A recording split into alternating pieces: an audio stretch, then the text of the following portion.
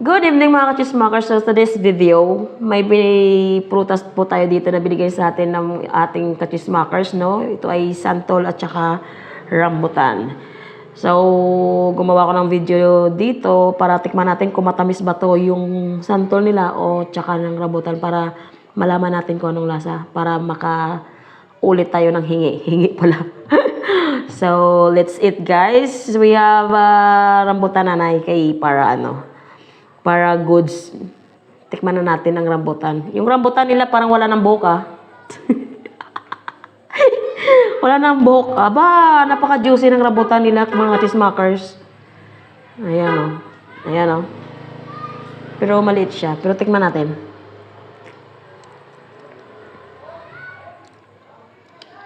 Yung lasa niya medyo matamis na medyo maasim. Ano to? Sweet and sour?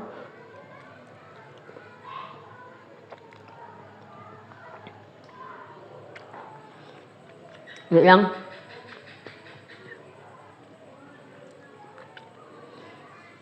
Maasim siya. Yung taste niya, nung una, matamis. Pero pag nasa loob na ng bunganga mo, maasim na siya, guys. Kuha tayo ulit. Baka mayroon pang matamis. Hindi tayo pagkuha Ito naman mabuhok. Parang marami pang buhok-buhok na Aray ko. Juicy nga siya, juicy. Sayang nga juicy sana. Kaso lang, tingnan nyo, maliit yung niya, yung buto niya. Gagmay lang iyang aliso Ito, matamis.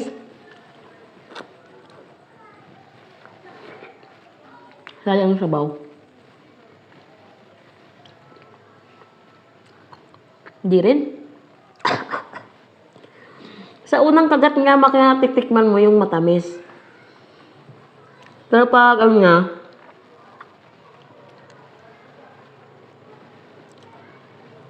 pag kinakagat-kagat mo, maasim.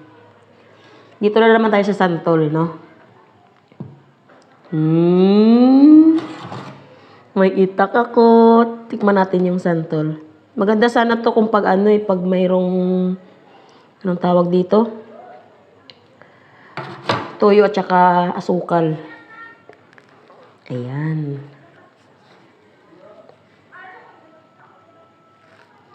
Yun! Well.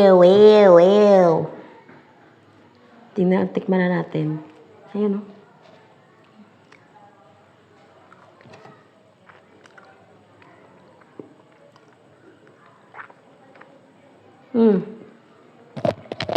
Matamis siya. Lasang candy. Charot. Goods. Kanya sabi ng chismakers natin, Bangkok daw to Kahit maliliit, Bangkok daw, matamis. Yung sinabi niya, baka daw, hindi ko daw titigil ang pagkain nito kasi nga matamis siya. Tama naman siya, matamis na talaga. Gusto nyo? Goods. Kahit pala wala ng wala ng, anong tawag na? Tuyo.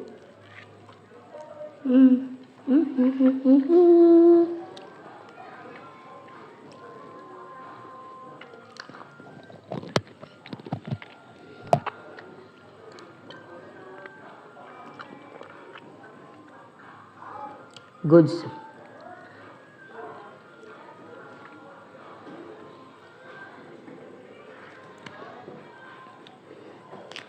Goods. Pati balat niya, matamis din. Pero joke lang. Asim pala.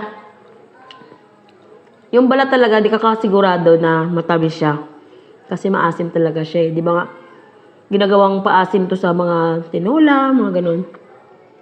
Kaya, maasim talaga siya. Yung buto lang yung matamis, mga chismakers. Huwag kayo maniwala sa akin matamis. Matamis lang yung buto. Promise!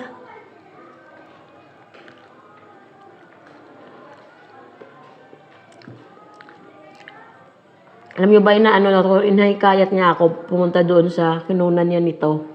Kasi maganda daw i-vlog yung picking fruits, mga ganun. Kaso, walang time mag-chismakers nyo kasi nga kagaling na natin ng prangkaso. Baka maano to, mabina tayo. So, kaya dinalhan niya na lang ako. Ganito. Baka sa susunod, makapunta tayo doon. For our next vlog. Meron pa daw marang doon, kaso hindi pa hinog yung marang. Baka sa sunod, padalhan din ako niya ng marang. Harap. Tamis. Yung isa dito naglalaway na. Kumain ka na. Yeah. Wait.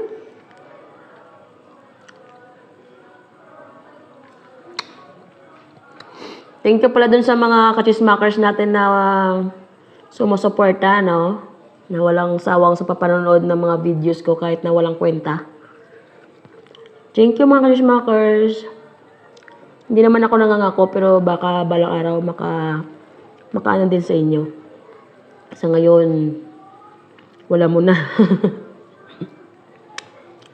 Good. Asim lang yung yung balat niya.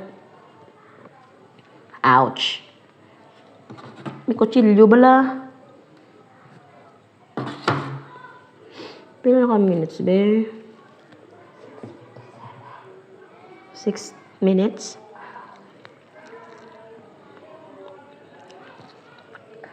So, ito nga, masarap siya itong rambutan, asim-asim, medyo. Pero yung yung santol, goods mga chismakers, matamis siya. So, this is the end of our live. Kakainin ko na to, tsaka ibibigay ko rin sa anak ko. Kaya, thank you for watching mga chismakers. See you next vlog. Bye!